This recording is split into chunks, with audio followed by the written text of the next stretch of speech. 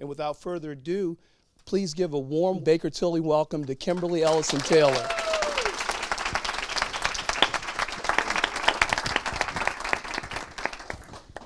Welcome. Thank you for being here, Kimberly. To start off, can you tell us a little bit about your career journey, your path to where you are today? Absolutely. So first of all, I just want to thank Julius for that amazing introduction. I almost said, wow, is he talking about me? So I'll tell you, when I was in the 3rd grade in the inner city of Baltimore, just like Julius said, someone came to my school and said, oh, let's talk about all the various careers. Talked about being a doctor, being a lawyer, being an engineer. And when they got to CPAs and accountants manage the money, that was it for me. I was just sold forever. And so pretty much everything I did after that point was to move with my decision and desire to be a CPA. And so I went to the University of Maryland, Baltimore County, and by happenstance, because I am local here, I still live in Maryland, I ended up majoring in information systems. And so one of the things that I've been talking about is finding your KET, which could be any one of your initials in this room.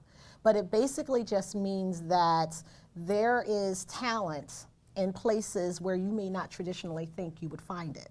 Because no accounting firm is coming to UMBC because we don't have an accounting program. We have information systems. So I went from UMBC to Loyola, where I got my MBA, and then came back to community college for 2 years.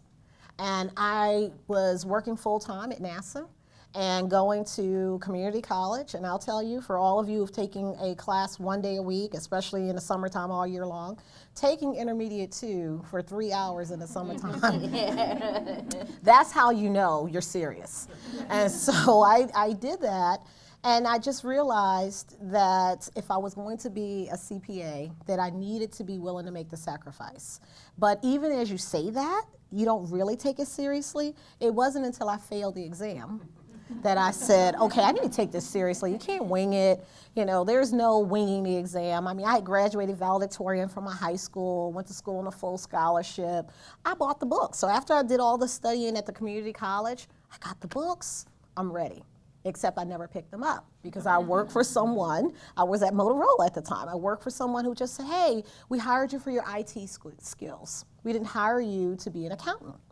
So I needed to, after I got the results and I failed every part, didn't even get, like on board at all because you just failed the whole thing. Then you realize, okay, wake up call.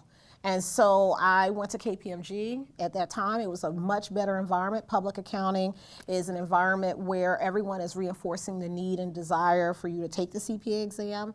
And so I stayed there, did very well, worked in the IT arena. So I've always coupled my technology background as well as my accounting perspectives together.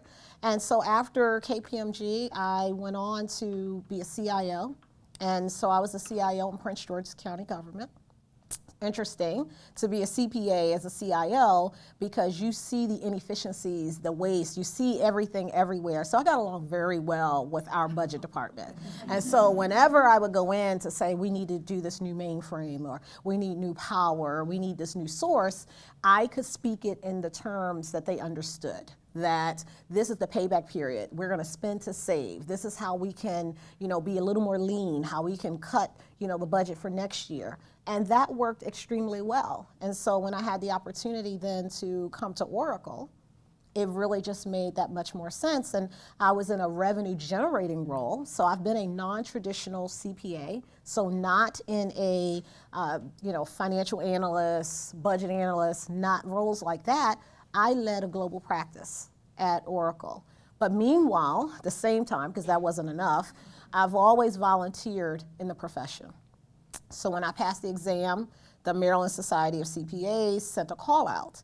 And they said, okay, who's available? Who's willing to go back into high schools? Who's willing to go and talk to people about how phenomenal our profession is? I said, I will. And so, meanwhile, progressing in my career at the same time as progressing, I believe, in the profession, has led me to be chairman of the board. And I think all of those experiences together have worked to my benefit.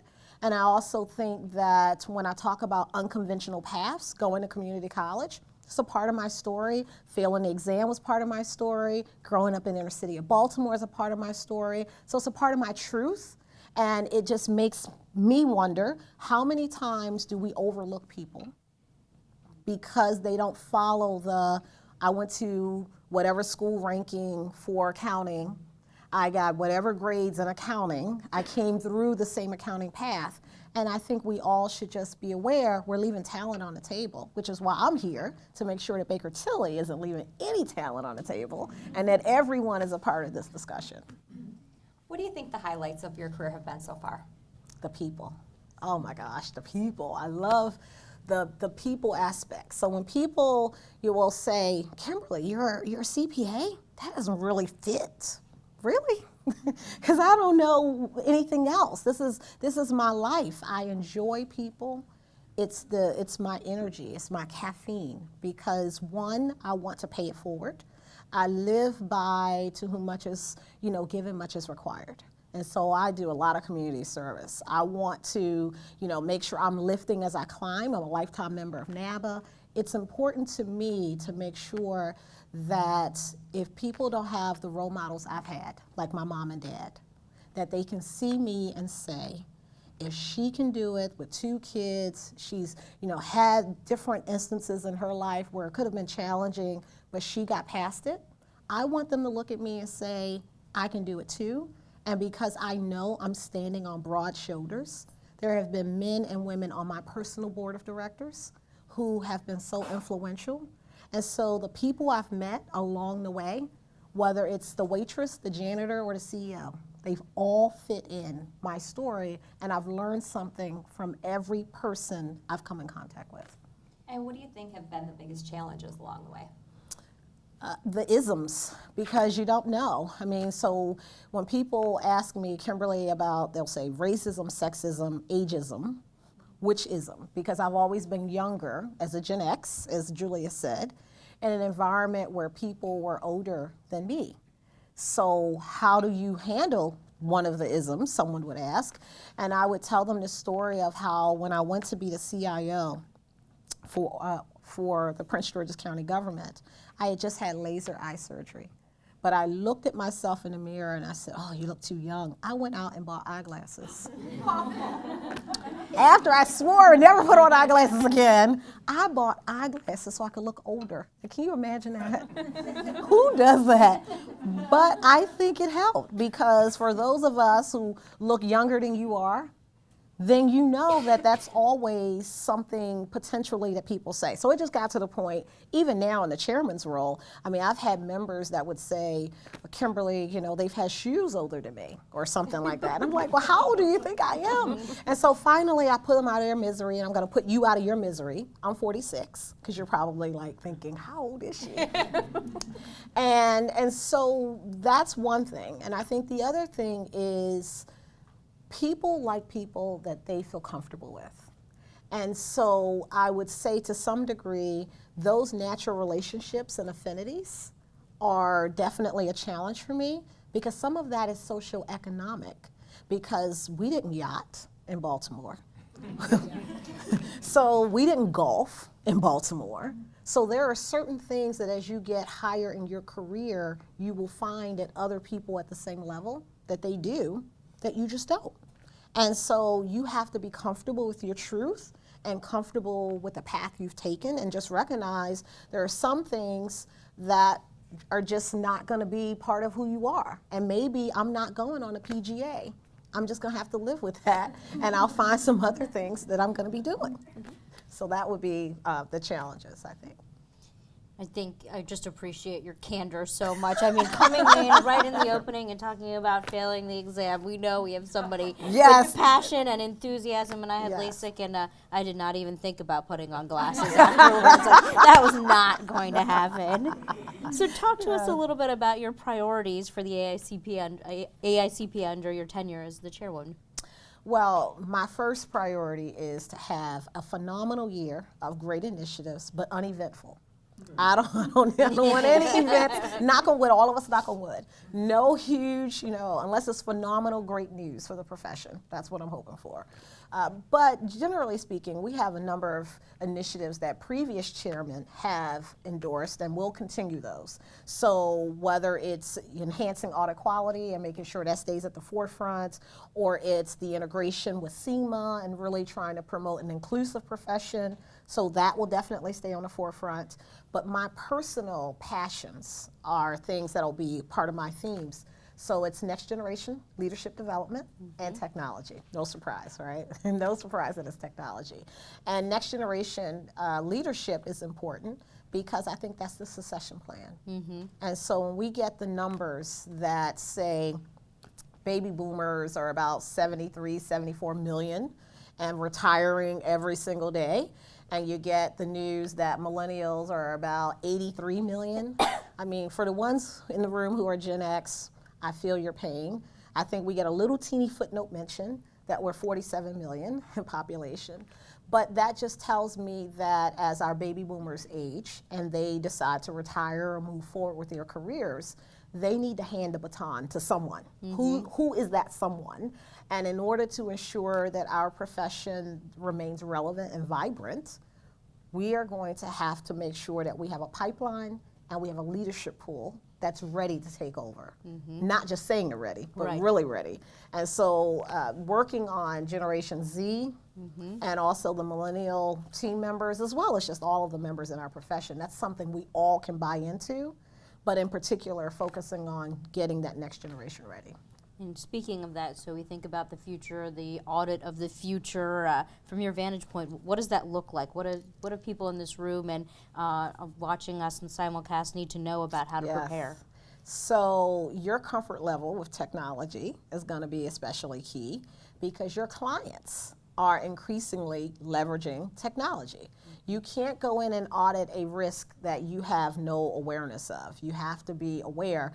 And I remember when I started, it used to be that IT was a separate group and they would just parachute the IT team in to come and work with the financial side of the audit.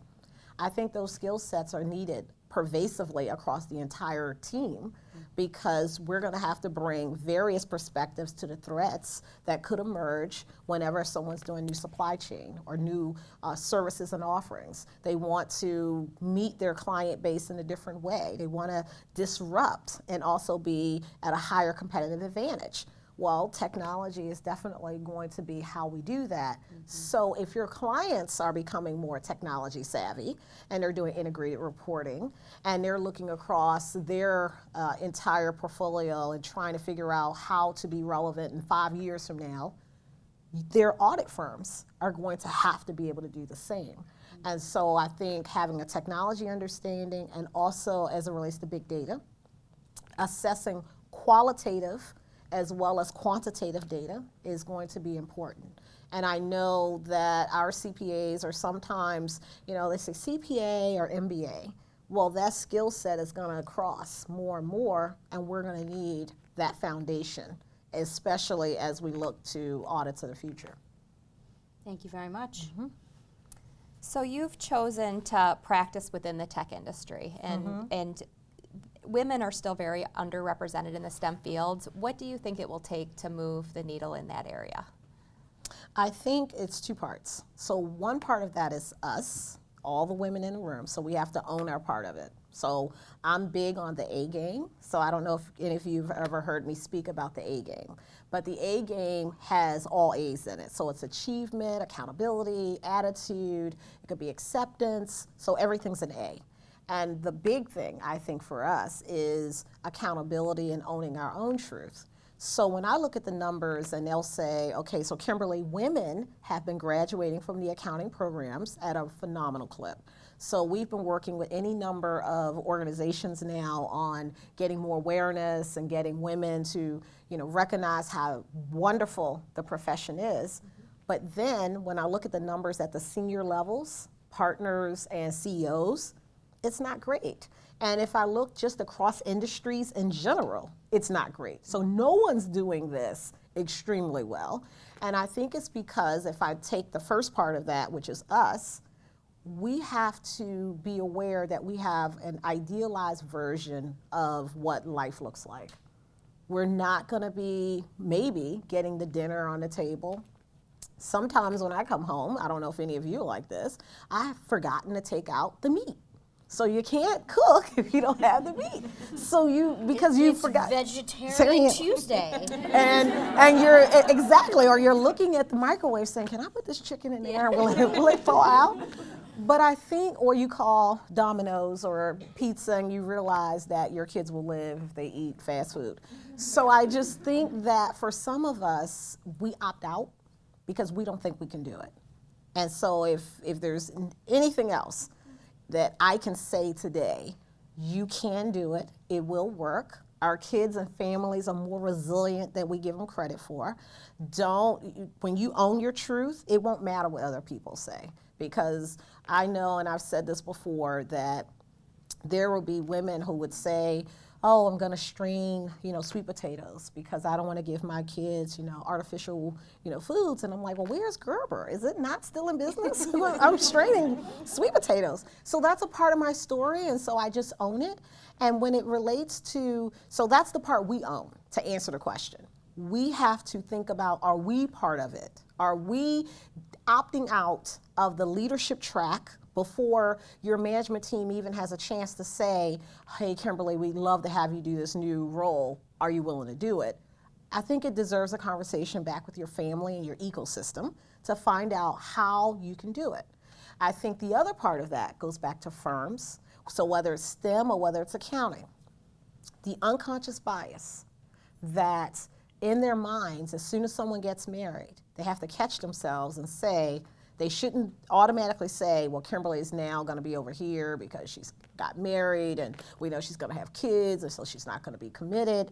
If that thinking happens, you have to challenge that thinking and you have to say, no, men do it all the time, we can do it.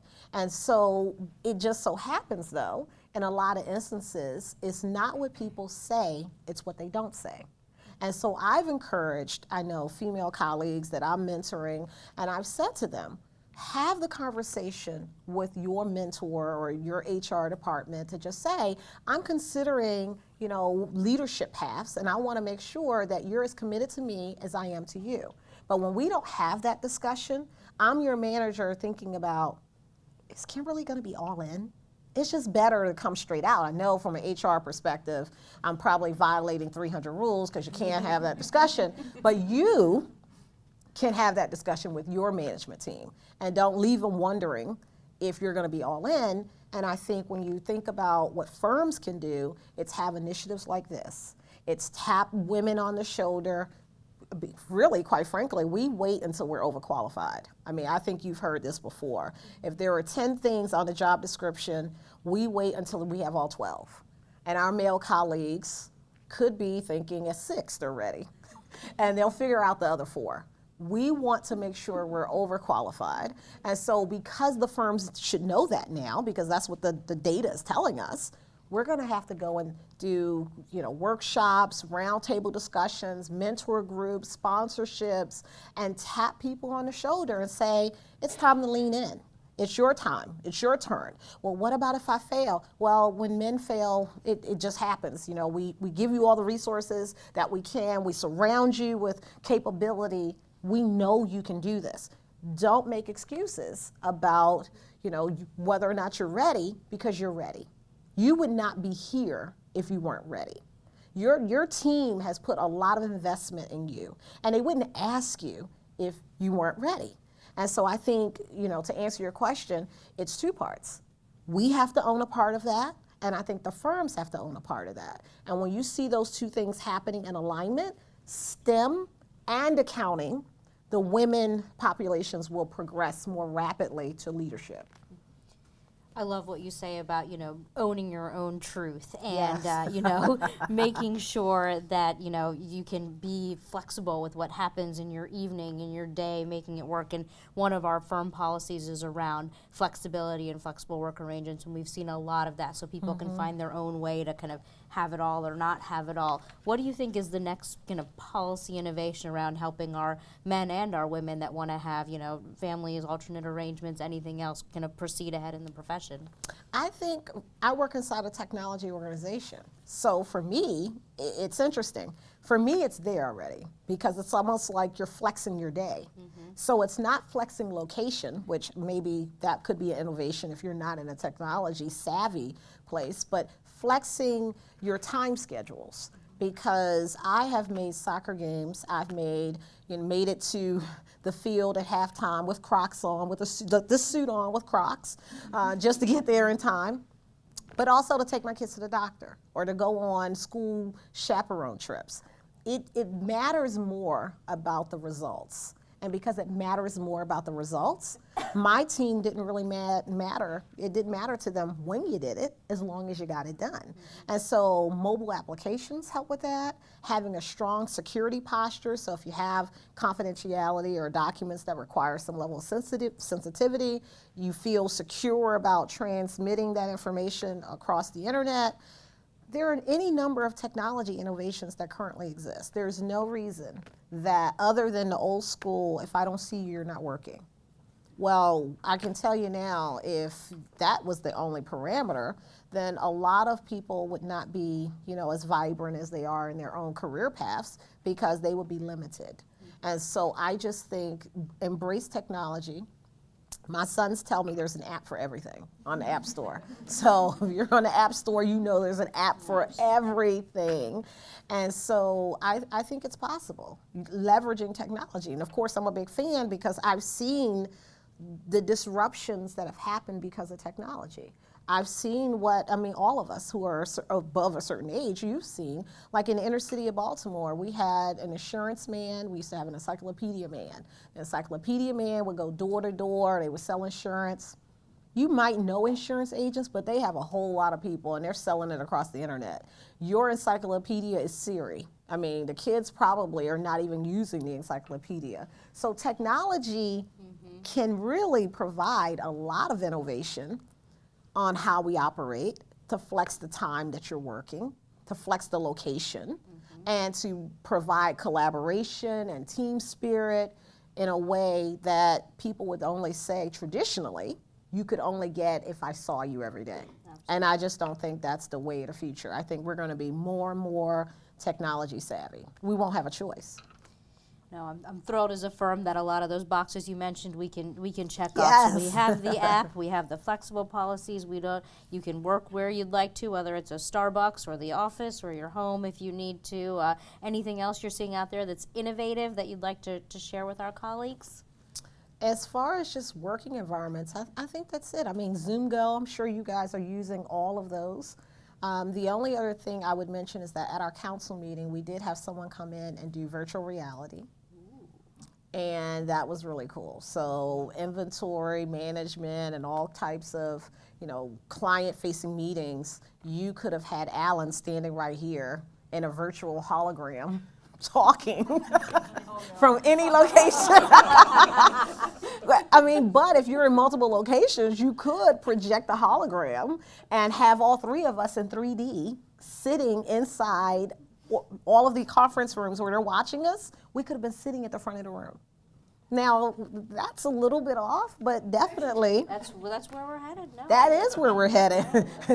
so I like it. You like it. And from a client perspective, if you're a manager or partner with multiple clients and they're abroad, think about the trips you could save if you didn't have to do virtual reality. You could be there without always having to be there, and it could help you out on some of your audits, depending on the types of work that you're doing. That could also improve how you're actually making sure the audit is successful. And then of course there's cognitive learning, and I didn't want to go down the whole technology and bore you guys because I'm so excited about it. But there's cognitive learning, there's Internet of Things. Internet of Things is basically web-enabled devices. And as long as they're secure, they can help you in ways that could help you manage your day. So when I go back to my grocery store, it could say, Kimberly, you know what? You forgot the milk. Imagine if I could get a chime that says the milk, or I want to bake a cake, and they're like, go to aisle 4, 5, and 6, and everything you need is there. That technology is available, and it does exist. It just needs to probably be a little more cost effective to become more pervasively used. And I think virtual reality software, because now they're selling the headsets for like $200. So everyone in here could be doing some virtual reality gamification and using avatars to do training, which would be also another thing that we're seeing firms do. My 3-year-old just fell off the sofa watching a concert on his 3D virtual reality goggles. Whole other story. I'm going to turn it to Kim. He thought he was there. Yeah, he did. He thought he was in the concert. Yes. That's awesome. That is awesome. He's 3. I'd like to take a pause in the prepared question to ask for any questions from the audience. Does anyone have a question for Kimberly?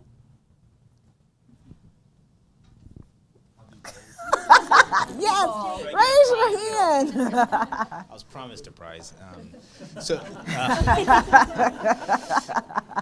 What would you say? Some tools or resources, or maybe books that were instrumental as you progressed in your career that for some of us would be helpful. That'd be great if you could share. It's interesting you should say that. So remember when I said the people? One of the things that I've done is basically adopt my seasoned professionals. And so I would invite them out to lunch, and I would invite them to just tell me their stories and what happened then. The piece that I think is sometimes missing is context. Because when you show up in a new place, everyone has, Superman vision. Why do we do it that way? Why do we do it this way? There are 5 different ways to do it.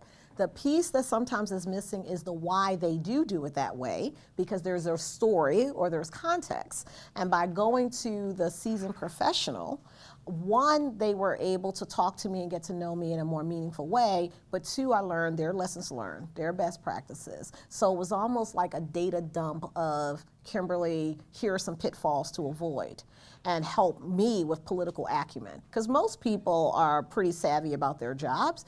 A lot of times what's missing is the political savviness and acumen that you need to navigate.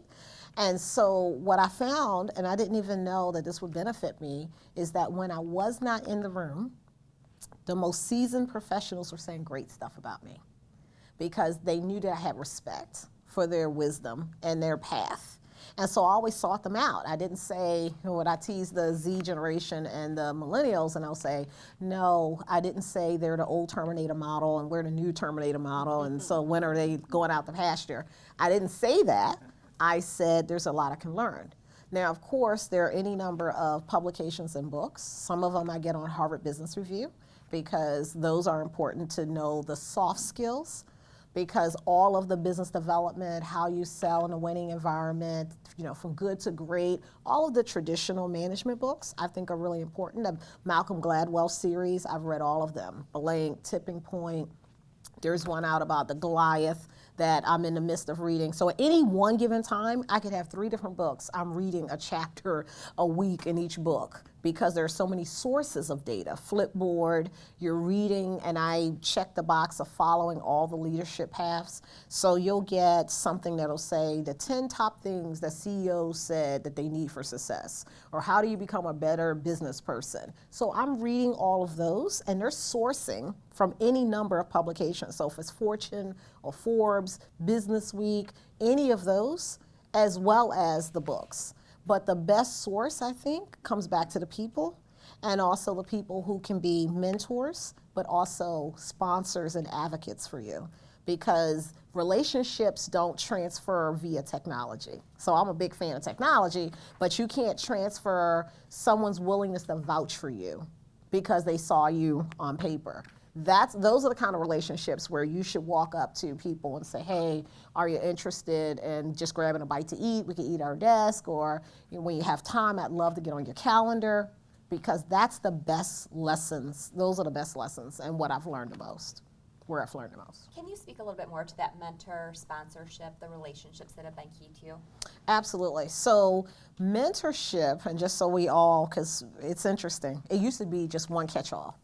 So now, as we've gotten further along in all of our careers, we've heard mentorship, coaching, and sponsorship.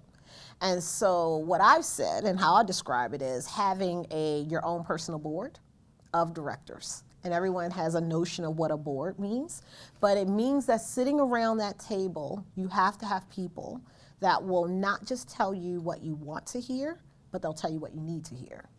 And as I've said, it is really tough because just had this conversation with someone and I said, if you want to proceed up the ladder, this is men and women, you may have to address how you're dressing because you need an executive presence. And so it's one thing that inside the office, which I thought was really cool, that you guys could dress for your day. That is so cool. But if you were going out to meet with clients, unless your client had a stated policy that, hey, come casual, people will take you seriously, especially if you are facing the, you look young for your age and now you're my boss. You may have to dress differently. That's a tough conversation to have. That's the only way you can have that conversation is with someone you trust and someone who's willing to be honest with you about why you didn't get the promotion. And what I found is that we don't question the success, we question the failure. And so when we fall down and we didn't get, the job, or we were overlooked, or you came in with 20 people, let's say, and 15 of them are now partners, and you're looking like, oh my gosh, why am I still, here at the management level? It's because there hasn't been an honest dialogue with you to say it's because of this. Because we are very litigious conscious, we don't want to be sued, because it could be something that's happening that you're not aware of. And so when you talk about the mentor, it can't be just your fan club. It's got to be some tough conversations along with that. The person who's the sponsor, now that's a higher level of commitment, because the sponsor is the person who's basically willing to put their career on the line. And so think about that. Put your mortgage on the line to vouch for someone to get a job. How many people would you do that for? If however they proceeded in that function would be a reflection on you. How sure are you that they're going to do the right thing? And that's what I've said. I've had people who will come to me over the course of my career and say, oh, will you hire me? No, because I've seen your whole life on Facebook. I'm not hiring you. And I know that when you should be at work, you are posting. Okay, so that's a problem. Note to self, delete all posts. Delete all posts. And then the other part of that is you'll have people who will say, can you refer me to a position at Baker Tilly? Now, if I referred, now just think where I am at this point. If I referred someone to you, if you said be here at 8, they better be here at 7:15. When the day ends at 5, I expect them still working at 5:30. I don't care if everyone took a 2-hour lunch, I expect them back in 20 minutes. I just would expect a higher level of accountability for the person that you're vouching for. And so when we talk about mentorship and sponsorship, the sponsor is all in. And they're all in when they don't have to be, and they're at a great potential personal sacrifice. And so the mentor can just be someone who's, they're willing to give you advice, their lessons learned, and best practices. The sponsor is the person that's going to, in the partner meeting or the management meeting or the new initiative meeting, say, I think Kimberly should be the one to do it. And I think we can't take that lightly. And the coach could be the person that says, before you go into the interview, let's just run through it. What are you going to say? What are you wearing? Send me a picture. I've even said, hey, send me a picture. Let me look at your resume first before I'm going to send it. Because if they're not ready, you have to be willing to tell the person you're not ready. But at the same time, men and women, we have to be ready to receive it. Because everyone can't receive that kind of feedback. And so you have to pick your mentor very carefully and your mentee. And I think you have to pick very carefully the people you're willing to sponsor. Thank you. Are there other questions from the audience? Colleen. Hi, I had a question about now that you're chair of AICPA, and how do you encourage everyone to come to the table? As you can see, it's mostly women in here. This is a SOAR and Grow event, and I thank the men for coming. However, how do you encourage those who aren't in the minority or who aren't a woman to come to the table and be active and encourage other people to encourage our groups? Okay, so I'll tell you, for me, because I am very candid, as you probably can tell, I actually say, when it comes up, we need Caucasian men to be a part of this discussion. I think where we are in our country shows that if we swing the pendulum too far, we have disenfranchised groups. We can't afford to disenfranchise any of our talent. And I think that in our desire to correct some of the things that we see not adequately represented, that the groups who were sitting there the whole time are feeling like, okay, where do I go? Because the only group today, if I'm just being really honest, from a PC perspective, that you could probably say anything about without, the CNN being outside the door, would be Caucasian men. Because if you said the same thing about, black women or Hispanic women or Asian women that we have heard said about Caucasian men, the whole room would just erupt and everybody's chair would be turned over. So we have to say, let's look at the whole spectrum. The people who are the gatekeepers to the opportunities are our leaders who could be over 55 and could be, in a lot of instances, Caucasian men. So we need to go to them to say, this is not a social movement. This is a business imperative. We're talking about something that will hit your bottom line from a revenue perspective. We can't go in and talk about it would be great to have more women. Yeah, it would be great. Motherhood and apple pie, that's great too. But at the end of the day, we have to talk about your clients include women. Your supply chain includes women. The decision makers at the banks include women. Why would you show up and not have a woman in the group? We've made that mistake at various companies where I've been. They've made the mistake over and over again, not taking it seriously enough because we're leaving talent on the table. The other thing, which we all know is true, and we got to do a better job with articulating the business case, if we are very much alike, our backgrounds are similar, we have the same path, we could read something 3 times and probably miss 5 or 6 different words that we left out. The is, the was, the thes, the periods. You've read stuff that you've written and said, oh my gosh, how did I miss this? And you've asked someone else to look at what you wrote and they missed it too. Better decisions happen when you have diversity of thoughts, diversity of opinion. Those better decisions are gonna challenge the status quo. Those better decisions and having more diversity of thought could prevent what happened with Uber and Airbnb with the taxi cab and hotel industry from happening here. Because it's groupthink that we're in trouble with. It's when someone doesn't say, but why? Why do we do that? Or have you thought about it this way? I mean, I've had instances where if you're marketing or you're trying to improve your penetration in a certain industry, why wouldn't you include as a part of your Tiger team or the winning team every diverse thought perspective? Why will we win?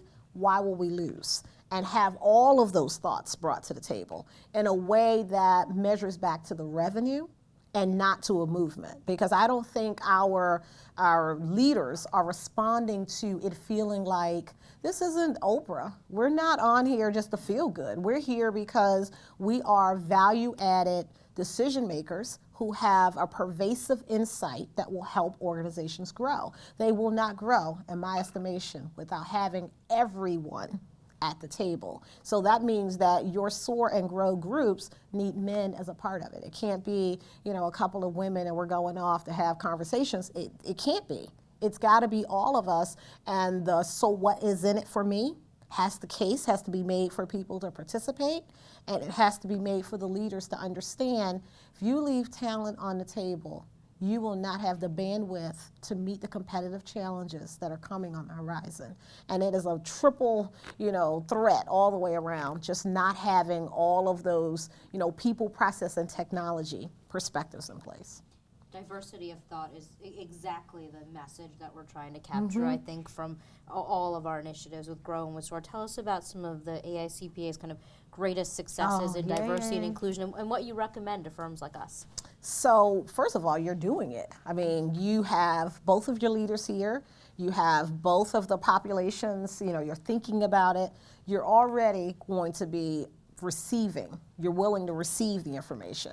Because I dare say there are probably some organizations and firms who may not realize that this isn't a strategic business imperative, that pipeline impacts everyone and all of the future Baker Tillys and however you grow in the future. So I'll tell you from an AICPA perspective, we have a National Commission on Diversity and Inclusion. We have at the table someone from Ascend, someone from Alpha, someone from NABA. And so we have representatives across any number of areas and any number of segmentations. So that diversity is reflected truly as a part of the people who are sitting at the table. And then there's this millennial and generational overlay. And so we even have a campaign called Real CPAs. And it's the real CPAs because if you saw someone with ethnic hair, would you look at them and say they were a CPA? So we have to change the notion of what people perceive CPAs to look like because it's an unconscious bias. I think we'll get our own like reality television shot of this, the real CPA. Well, we got the accountant, Well, yeah. and I was really ready. That's true. I mean, I was glad we had Ben Affleck do it, but I'll tell you, I couldn't promote it as well as I was excited. And then they said, "Well, Kimberly, he's an assassin." I said, "Oh gosh." So we get the assassin. Yeah. We couldn't just.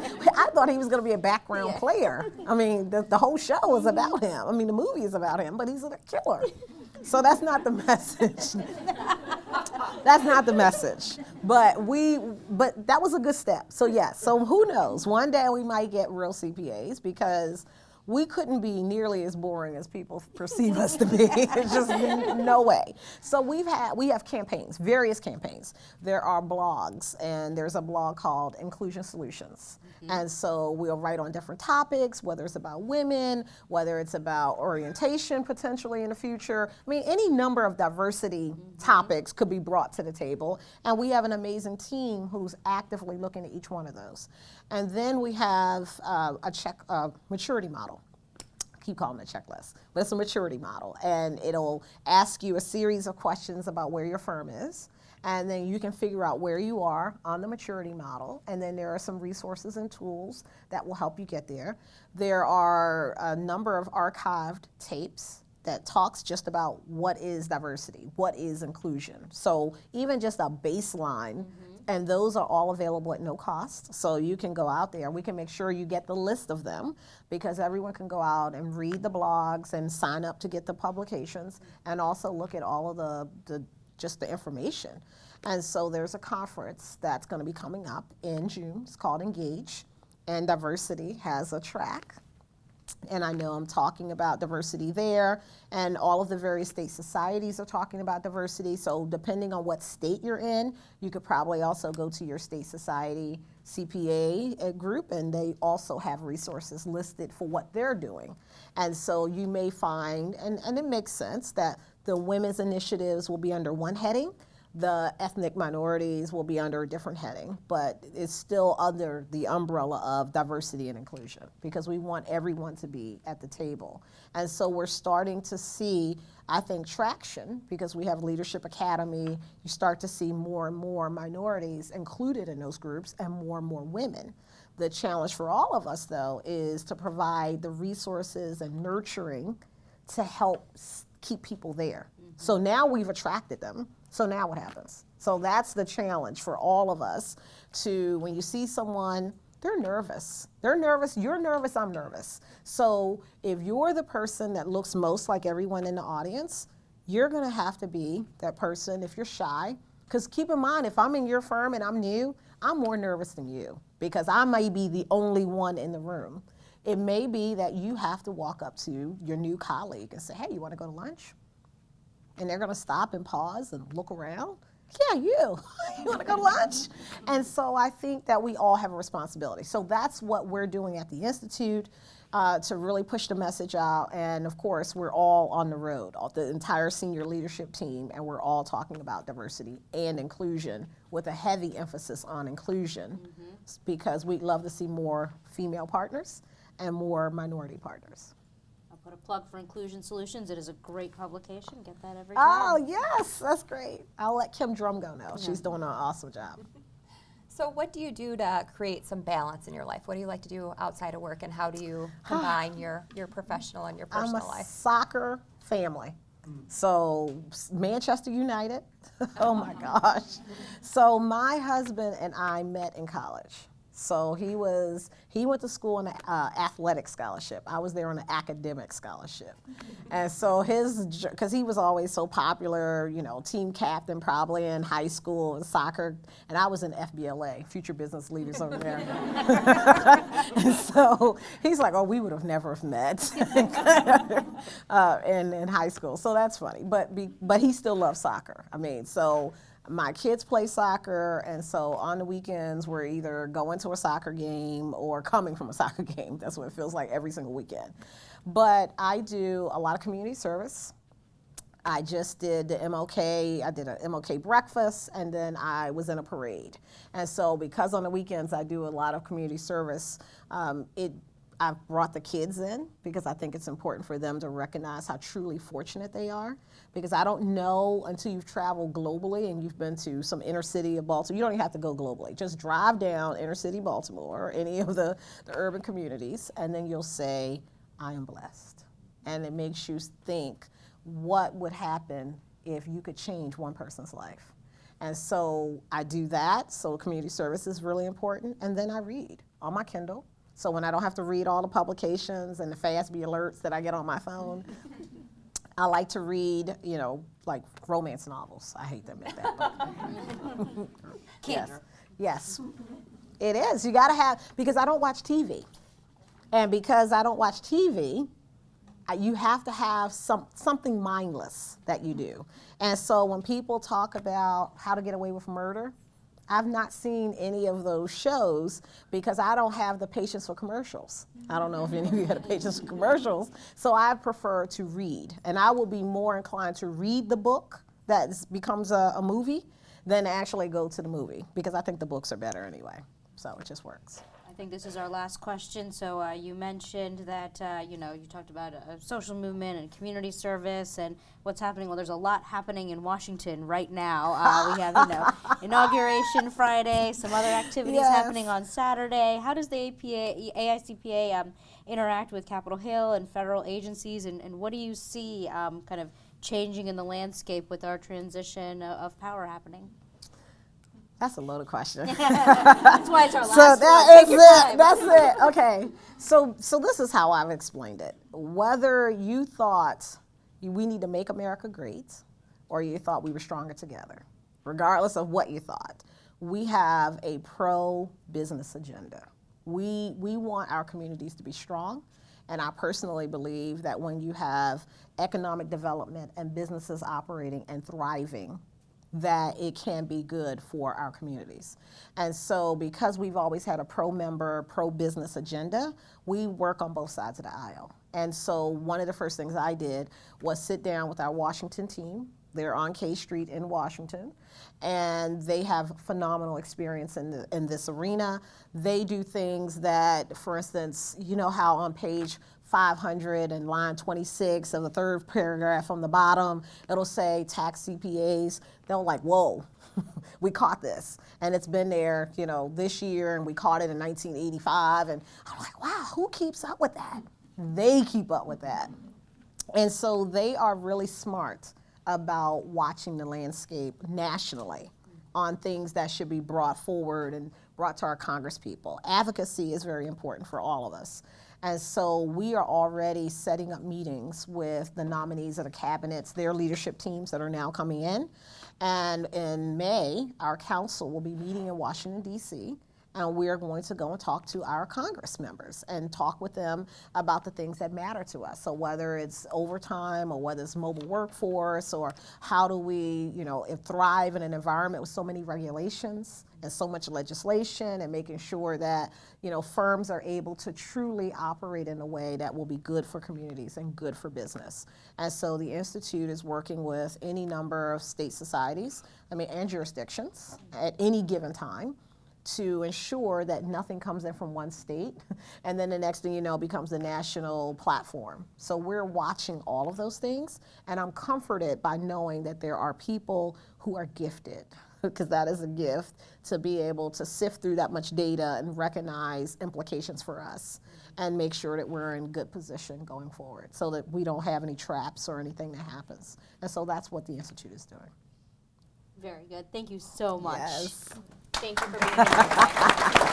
Thank you.